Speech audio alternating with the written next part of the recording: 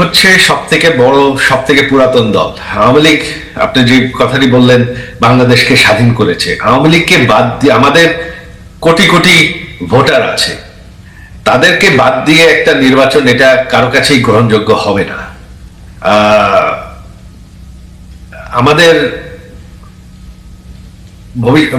দেশের জন্য আন্দোলন করতে হবে। আমরা আন্দোলন করতে চাইনি, আমরা সংঘর্ষ চাই না, তবে আমাদেরকে কোনো দিকেই কোনো কি বলবো পথ দেওয়া হচ্ছে না। এখন আমাদের আন্দোলন ছাড়া আর কোনো উপায় নেই। বাংলাদেশের মানুষ এরকম একটা সাজানো নির্বাচন মানবে না। আজ হোক কাল হোক মানুষ রাস্তায় নেমে পড়বে, এটা তারা মানবে না। আমরা যে শাটডাউন দেখেছি, বাংলাদেশের মানুষ সেটাকে রেসপন্ড করেছে। 13 তারিখে ঢাকা শহর সম্পূর্ণ বন্ধ ছিল, 16-17 তারিখে সারা দেশেই মানুষ বন্ধ রেখেছে। তিনি মানতে রাজি না। দেশের মানুষও এখন ভীষণ অসন্তুষ্ট। দেশে কোনো আইন শৃঙ্খলা নেই, অর্থনীতি একদম নেমে গেছে, দেশ একটা মৌলবাদী দেশ হয়ে যাচ্ছে। এটা কেউই পছন্দ করছে না। আপনি কি মনে করেন না যে আওয়ামী লীগ মানে রাজনৈতিক দল হিসাবে এতটাই দুর্বল এখন হয়েছে? মানে বিভিন্ন জায়গায় আমার কাছে যেরকম লোকজন বলে আর কি, আওয়ামী লীগ পরিচয় দিতেও মানুষ এখন আসলে স্বাচ্ছন্দ্য বোধ করে না। আওয়ামী লীগের তো এরকম অবস্থা কখনো ছিল না। আমাদের দল হচ্ছে আওয়ামী লীগ। এটা হচ্ছে বাংলাদেশের সব থেকে পুরাতন দল, সব থেকে বড় দল। বাংলাদেশ স্বাধীন করেছি আমরা। আমরা কোথাও যাচ্ছি না। আজ হোক কাল হোক আমার মা দেশে ফিরে যাবে। হ্যাঁ, অবশ্যই। এই ইউনূস সরকার হচ্ছে পাকিস্তানি, তাদের সাথে হচ্ছে জামাতে ইসলাম, যারা বাংলাদেশকে কোনোদিন পাকিস্তান থেকে স্বাধীন হতে চায়নি।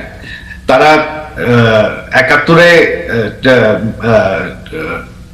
জঙ্গি হিসাবে আমাদের বাঙালি 3 কোটি বাঙালিকে হত্যা, 30 লক্ষ বাঙালিকে তারা হত্যা করেছে। তো এখন তারাই কিন্তু ইউনূসের সাথে আছে। তারা চাচ্ছে বাংলাদেশ পাকিস্তানের একটা অংশ হয়ে থাকুক। সম্পর্কই হচ্ছে পাকিস্তানের সাথে, তারা সম্পূর্ণভাবে পাকিস্তানের সাথে জড়িত। পাকিস্তানকে তারা পারলে বাংলাদেশে নিয়ে আসে। জামাতে ইসলাম হচ্ছে ইউনূসের মেইন ব্যাকার, তারাই হচ্ছে ইউনূসের মূল শক্তি। আর তারা বাংলাদেশকে পাকিস্তানে পরিণত করতে চায়। বাংলাদেশের মানুষ সাজানো নির্বাচন মানবে না। আর আওয়ামী লীগ সব থেকে বড় দল, সব থেকে পুরাতন দল। আওয়ামী লীগকে শেষ করা সম্ভব না। আজ হোক কাল হোক একদিন আওয়ামী লীগ ফিরে আসবে, এটা হবে। এখন তো বাংলাদেশ সরকার সম্পূর্ণ অবৈধ, এটা তো আমাদের সরকার না, এখানে তো বিশ্বাসের কোনো প্রশ্নই ওঠে না। তবে আওয়ামী লীগ এখন সম্পূর্ণভাবে ঐক্যবদ্ধ। আওয়ামী লীগ শুধু না, যত সেকুলার দলগুলো আছে তাদেরকে কিন্তু নির্বাচন থেকে বাদ দেওয়া হয়েছে। আওয়ামী লীগ কিন্তু শুধু না, একা না। তো সেকুলার ফোর্স যদি আপনি বাদ দিয়ে মৌলবাদীদেরকেই ক্ষমতায় আনতে চান একটা সাজানো নির্বাচন করে, তাহলে তো অবশ্যই ভারতের জন্য একটা ভয়ঙ্কর পরিস্থিতি হবে। জনাব মির্জা ফখরুল ইসলাম আলমগীর মনে করছিলেন যে ইউএনবির খবর অনুযায়ী আওয়ামী লীগ, মানে ইউএনবির খবর থেকে আমি যা জানলাম সেটা হচ্ছে যে আওয়ামী লীগকে নিষিদ্ধ করলে এবং নির্বাচন থেকে দূরে রাখলে দেশের গণতন্ত্র বাধাগ্রস্ত হবে, এবং তিনি আওয়ামী লীগকে নিষিদ্ধ করার পক্ষে নন। ভার্চুয়ালি বিএনপির আমি দ্বিতীয় বলবো না তৃতীয় বলবো আমি ঠিক জানি না, কিন্তু বিএনপির নীতি নির্ধারকদের একজন তো বটেই উনি, এবং সর্বোচ্চ নীতি নির্ধারকদের একজন। তিনি মনে করছেন যে আওয়ামী লীগ এখন মাঠ ছাড়া হলেও তাকে ব্যান করা সেটা গণতন্ত্রের জন্য, রাজনীতির জন্য ভালো হবে না। আপনার বিশ্লেষণ একটু শুনতে চাই। যেই স্বৈরাচার পালিয়ে গিয়েছে, যেই স্বৈরাচারকে বাংলাদেশের জনগণ বিতাড়িত করেছে আন্দোলনের মাধ্যমে,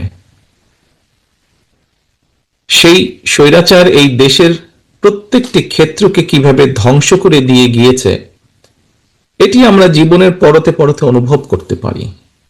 কিভাবে দেশের অর্থনৈতিক ব্যবস্থা ভেঙে দিয়ে গিয়েছে, কিভাবে দেশের আইন শৃঙ্খলা ভেঙে দিয়ে গিয়েছে, কিভাবে দেশের শিক্ষা ব্যবস্থাকে ধ্বংস করে দিয়ে গিয়েছে, কিভাবে দেশের স্বাস্থ্য ব্যবস্থাকে ধ্বংস করে দিয়ে গেছে, কিভাবে দেশের প্রাকৃতিক অবস্থাগুলোকে, নদী নালা খাল বিল বন জঙ্গলকে ধ্বংস করে দিয়ে গিয়েছে, কিভাবে দেশের কৃষি, যেটাই বলি না কেন, সব কিছুকে যেভাবে ধ্বংস করে দিয়ে গিয়েছে, এর ভুক্তভোগী কিন্তু এই দেশের মানুষ।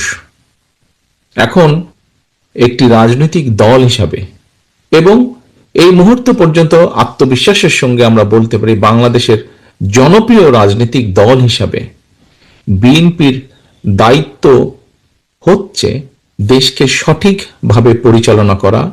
দেশের মানুষ যখন বিএনপিকে দেশের দায়িত্ব পরিচালনার দায়িত্ব দেবে। প্রিয় ভাই বোনেরা, যেদিন স্বৈরাচার পালিয়ে যায়, আমাকে মহাসচিব সাহেব তখন ফোন করলেন, ফোন করে বললেন যে জাতীয় সরকার গঠিত করলে ভালো হয় কিনা, অথবা আমরা জাতীয় সরকারে যাব কিনা। তখন বিভিন্ন রকম একটা হেফাজত কন্ডিশন। আমি তখন বলেছিলাম যে আমরা জনগণের রায় মাথা পেতে নেব, আমরা জনগণের কাছে যাব, আমরা জনগণ যে সিদ্ধান্ত দিবে তাই আমরা মাথা পেতে নেব। কাজেই আমি সেই মুহূর্তে মনে করেছিলাম যে জাতীয় সরকারে আমরা যাব না, আমাদের লক্ষ্য, আমাদের উদ্দেশ্য সবকিছু নিয়ে আমরা জনগণের সামনে দাঁড়াবো। আমরা স্লোগানে বলি যে জনগণই আমাদের সকল ক্ষমতার, রাজনৈতিক ক্ষমতার উৎস। কাজে জনগণই যদি আমাদের রাজনৈতিক ক্ষমতার উৎস হয়ে থাকে, তাহলে কেন আমরা জনগণের সামনে গিয়ে দাঁড়াবো না? আমাদের লক্ষ্য বলবো দেশকে নিয়ে, জনগণকে নিয়ে, আমাদের উদ্দেশ্য বলবো দেশকে নিয়ে, জনগণকে নিয়ে, এবং জনগণ যে সিদ্ধান্ত দেবে আমরা মাথা পেতে সেই সিদ্ধান্ত নিব। প্রিয় ভাই বোনেরা, তোমাদের নিশ্চয়ই মনে আছে আজকে থেকে প্রায় 3 বছর আগে বাংলাদেশে তখনও স্বৈরাচার বিপুল দাপটে এই দেশকে, দেশের মানুষের বাক স্বাধীনতার গলা টিপে রেখেছে, দেশের মানুষের রাজনৈতিক অধিকারের গলা টিপে রেখেছে। কিন্তু সেই রক্তচক্ষুকে উপেক্ষা করে আমরা দেশের মানুষের সামনে সংস্কার প্রস্তাব দিয়েছিলাম, যেটি 31 দফা হিসেবে পরিচিত সকলের কাছে, তাই নয়? মনে আছে নিশ্চয়ই তোমাদের। এই 31 দফার মধ্যে তোমরা 31 দফা মানুষের কাছে নিয়ে গিয়েছ। আজকে আমরা 31 দফার ভেতর থেকে বিভিন্ন শ্রেণীর মানুষের কিভাবে আমরা ভাগ্যের পরিবর্তন ঘটাতে পারি, সংক্ষেপে তোমাদের সামনে আজকে 8টি সাবজেক্ট উপস্থাপন করা হয়েছে। এর মধ্যে আছে, এখানে এক বোন বলেছে সে ক্ষুদ্র জনগোষ্ঠীর প্রতিনিধিত্ব হিসেবে বলেছে, তার প্রশ্নটি অন্যরকম ছিল। অন্য অনেকেই বলেছে, শিক্ষা নিয়ে বলেছে, অনেক কিছু নিয়ে বলেছে। দেখো, বাংলাদেশ যখন 1971 সালে স্বাধীন হয়, সেই স্বাধীনতা যুদ্ধে লক্ষ লক্ষ মানুষ যুদ্ধ করেছে, লক্ষ লক্ষ মানুষ প্রাণ দিয়েছে যুদ্ধে। অর্থাৎ দেশটি স্বাধীন করার জন্য কিন্তু লক্ষ লক্ষ মানুষকে এক কাতারে এসে দাঁড়াতে হয়েছে। আজকে আমরা দেশ গড়ার পরিকল্পনা, এই কাজটি যদি আমাদেরকে সফল করতে হয়, সারাদিন যে সকল বিষয় নিয়ে তোমরা আলোচনা করলে, এই কাজগুলোকে নিয়ে যদি আমাদের সফল করতে হয়, অর্থাৎ দেশকে যদি সামনে নিয়ে যেতে হয়, মানুষকে যদি তার অবস্থান পরিবর্তন করে ভালো অবস্থানে নিতে হয়, তাহলে আমাদের সকলকে কাঁধে কাঁধ মিলিয়ে কাজ করতে হবে। আমি গত 5ই আগস্টের পর থেকে আমি গত প্রায় 1 বছরের বেশি সময় ধরে বলে আসছি যে আমাদের সামনের সময়গুলো কিন্তু খুব ভালো নয়। সামনে অনেক কঠিন সময়ে অপেক্ষা করছে আমাদের জন্য। বিভিন্নভাবে বিভিন্ন রকম ষড়যন্ত্র বিভিন্ন জায়গায় হচ্ছে। এই ষড়যন্ত্র রুখে দিতে পারে এই দেশের জনগণ, এবং এই ষড়যন্ত্র জনগণকে নিয়ে সাথে রুখে দিতে পারে বিএনপি, বাংলাদেশ জাতীয়তাবাদী দল। এই ষড়যন্ত্র রুখে দেওয়ার একমাত্র উপায় হচ্ছে গণতন্ত্র এবং গণতন্ত্র। আমরা যদি গণতন্ত্রকে প্রতিষ্ঠিত করতে পারি, যে কোনো মূল্যে জনগণের মতামতকে প্রতিষ্ঠিত করতে পারি, তাহলে অবশ্যই অনেক ষড়যন্ত্রকে আমরা রুখে দিতে পারবো। কিন্তু ষড়যন্ত্রকে রুখে দিতে পারলেও তারপরেও কিন্তু সামনে অনেক কঠিন সময়। একটু আগেই আমি বলেছি, এবং তোমরা নিজেরাও জানো, তোমরা আজকে ছাত্র দলের প্রতিনিধি হিসাবে এখানে প্রত্যেকে উপস্থিত আছো, ছাত্র হিসাবে তোমাদের নিজেদের ধারণা আছে। প্রত্যেকটি ক্ষেত্রে একটি অরাজকতা বিরাজ করছে। কাজে আমরা এখানে আজকে অর্থনীতি নিয়ে আলাপ করেছি। আমরা এখানে তরুণ যে সমাজ, কয়েকজন তোমরা প্রশ্ন করেছে, তরুণ যে সমাজ, তাদের সামনে সবচেয়ে বড় যেই সমস্যাটি তাদের কর্মসংস্থানের বিষয়, এই কর্মসংস্থানের বিষয় নিয়ে আমরা আজকে এখানে আলাপ করেছি। আমরা দেশের মানুষের স্বাস্থ্য নিয়ে এখানে আলোচনা করেছি। আমরা এখানে দেশের যে অর্ধেক সমাজ নারী সমাজ, এই নারী সমাজকে কিভাবে ইম্পাওয়ার করা যায় এবং তাদের কন্ট্রিবিউশনকে সমাজের মধ্যে নিয়ে আসা যায়, এবং যেটা শুভ ফল দেশের অর্থনীতি, দেশের সমাজ ব্যবস্থা, পরিবার, স্বাস্থ্য সবকিছুর উপরে সে শুভ অবস্থাটা পড়বে, কিভাবে সেটা করা যায় তা নিয়ে আমরা আলোচনা করেছি। দেশের পরিবেশ নিয়ে আমরা আলোচনা করেছি।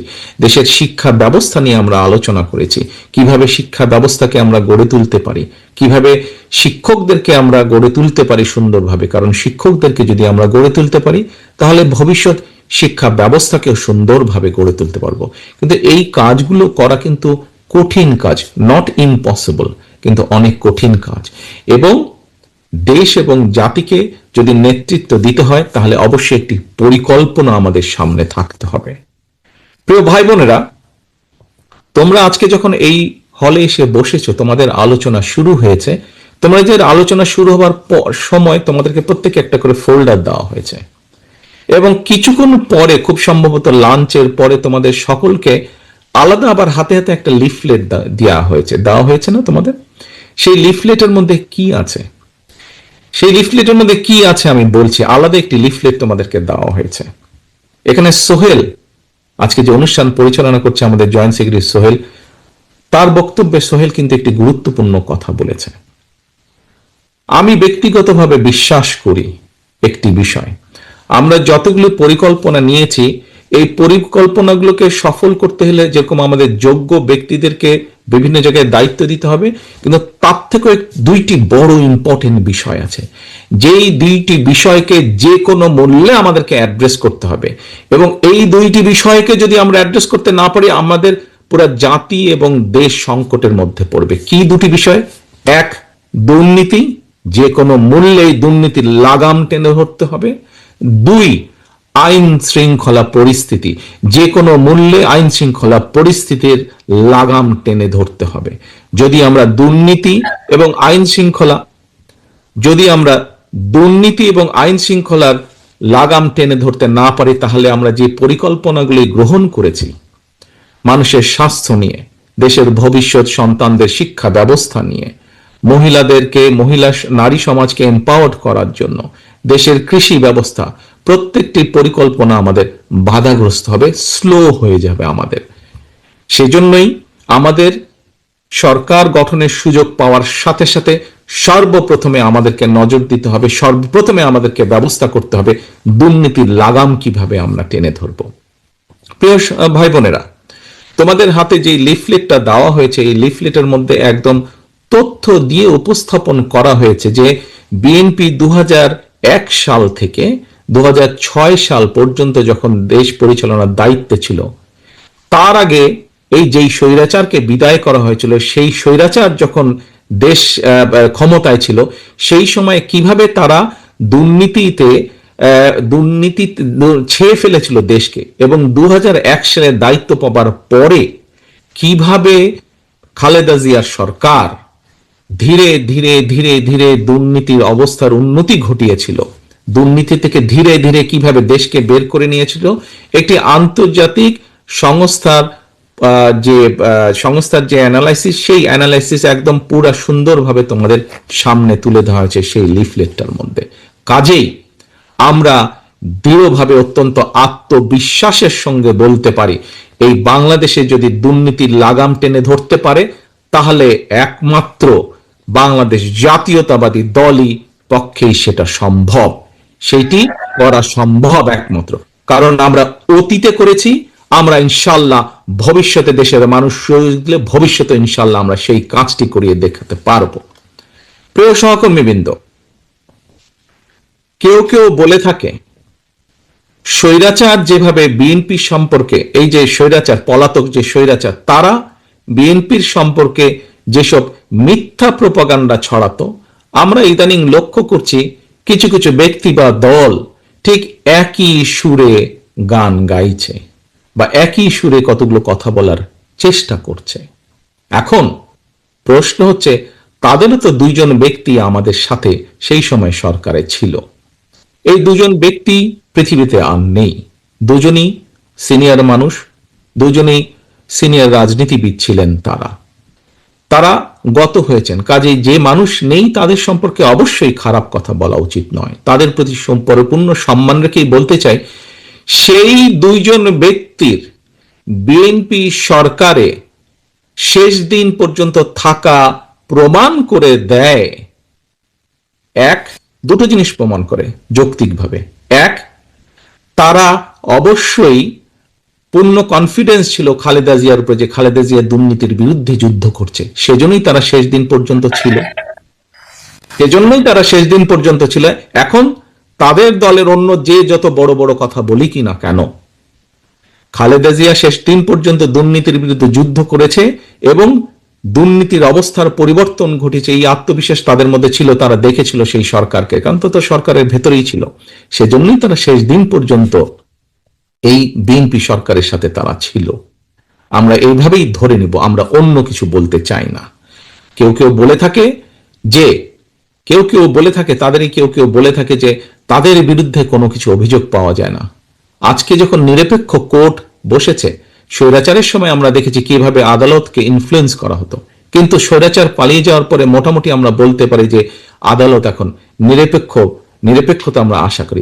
সেই নিরপেক্ষ আদালত থেকে আমরা দেখেছি কারো বিরুদ্ধেই কোনো জিনিস প্রমাণিত হয়নি, এটি ছিল প্রোপাগান্ডা। কাজেই আমাদেরকে আজকে এই কনক্লুশনই আসতে হবে যে একমাত্র বিএনপি পেরেছিল দেশকে দুর্নীতি থেকে বের করে নিয়ে আসতে।